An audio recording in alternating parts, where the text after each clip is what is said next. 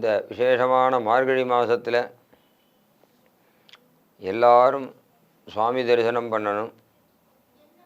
அந்த சுவாமியுடையதான தரிசனத்தினால எப்பேற்பட்டதான மகா பாவங்களும் விலகிறது.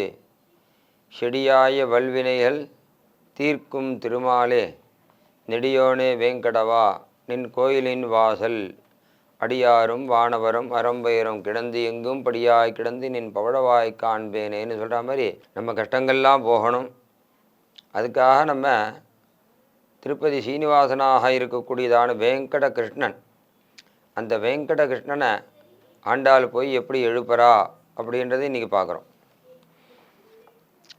ஏற்றக்கரங்கள் எதிர் பொங்கி மீதளிப்ப மாற்றாதே பால் சொரியும் வள்ளல் பெரும் பசுக்கள் ஆற்றப்படைத்தான் மகனே அறிவுராய் ஊற்றமுடையாய் பெரியாய் உலகினில் தோற்றமாய் வந்த சுடரே துயிலராய் மாற்றார் உனக்கு வழிதொலைந்து உன்வாசற்கண் ஆற்றாது வந்துன் அடிபணியுமா போலே போற்றியாம் வந்தோம் புகழ்ந்தேலோரம்பாவாய்.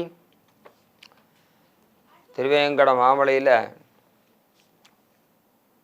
பரம ஆனந்தத்தோடு இருக்கக்கூடியதான கண்ணா வேங்கட கிருஷ்ணா,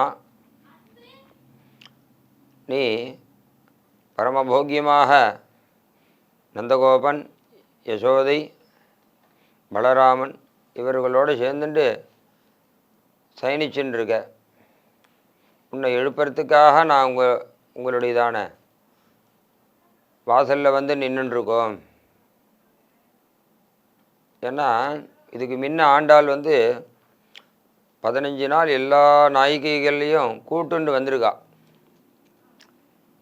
அவ்வளோ நாயிகைகளும் இன்றைக்கி எங்கே இருக்கான்னா, இந்த சீனிவாசன் திருப்பதியில் சீனிவாசனுடைய கோபுரத்துக்கு முன்ன, ராஜகோபுரத்துக்கு முன்ன பார்த்தோம்னா ஒரு 10,000 பேர் நிற்கிற மாதிரி ஒரு அழகான ஒரு இடம் ஒன்று இருக்கும். அதுக்கு பின்னால் போனோம்னா சிறிய திருவடின்னு ஆஞ்சநேய சுவாமி சன்னதி, இந்த பக்கத்தில் பார்த்தோம்னா ஜீயர் மடம். அதுலேருந்து படிக்கட்டு இறங்கி வந்தோம்னா அந்த ஒரு 10,000 பேர் குறைஞ்சது நிற்கலாம், அதுக்கு மேலேயே நிற்கலாம். அதுக்கு பக்கத்தில் தான் அந்த சங்கீத கான சபா மாதிரி ஒரு சின்னதாக ஒரு இடம் இருக்கும். அங்கே தான் பக்கத்தில் சஹஸ்ர தீப அலங்கார சேவைகள்லாம் நடக்கும்.